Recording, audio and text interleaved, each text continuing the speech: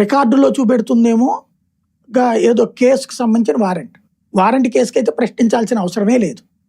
అవసరమైతే అరెస్ట్ చేసి కోర్టులో సబ్మిట్ చేసి అతను రిమాండ్కి పంపించాక చట్టబద్ధంగా పిలిచి ప్రశ్నించవచ్చు. అది ఆటోమేటిక్ ఇప్పుడు లేదు. ఇప్పుడు నాగరాజుని అరెస్ట్ చేసి తీసుకొచ్చి మళ్ళీ విచారించట్లేదు. అట్లాగే చేయొచ్చు కదా. ఆ కాన్సెప్ట్ కాకుండా చేశారు అంటే సంథింగ్ అతను ఏదో సమాచారం అతని నుంచి రాబట్టాలనుకున్నారు అంటే ఏదో జరిగింది, ఆ విషయాన్ని దాస్తున్నారు. అదే రేపు పొద్దున ప్రమాదకరమైనటువంటి అంశం.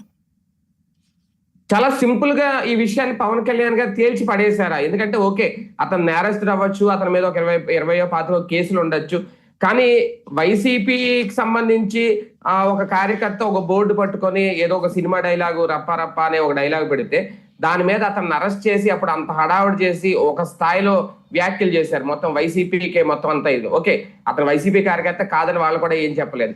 కానీ ఇక్కడ మాత్రం చాలా సింపుల్ గా లాకప్ డెత్ జరిగిందని తెలిసినా సరే దాని మీద ఏమనుకున్నా నేరస్తులు మేము వెనకేసుకురాము, ఇలాంటి వాళ్ళకి మేము మద్దతు ఇవ్వాలంటే చాలా సింపుల్ గా తేల్చి పారేశారు. అంతే తప్ప కనీసం ఏం జరిగిందని విచారణ చేయించే ప్రయత్నం కూడా తెలియదు. అదే సాయికృష్ణ అనే వ్యక్తి ఒక వైసీపీకి సంబంధించిన వ్యక్తి అయితే అలా ఉండుండేదా?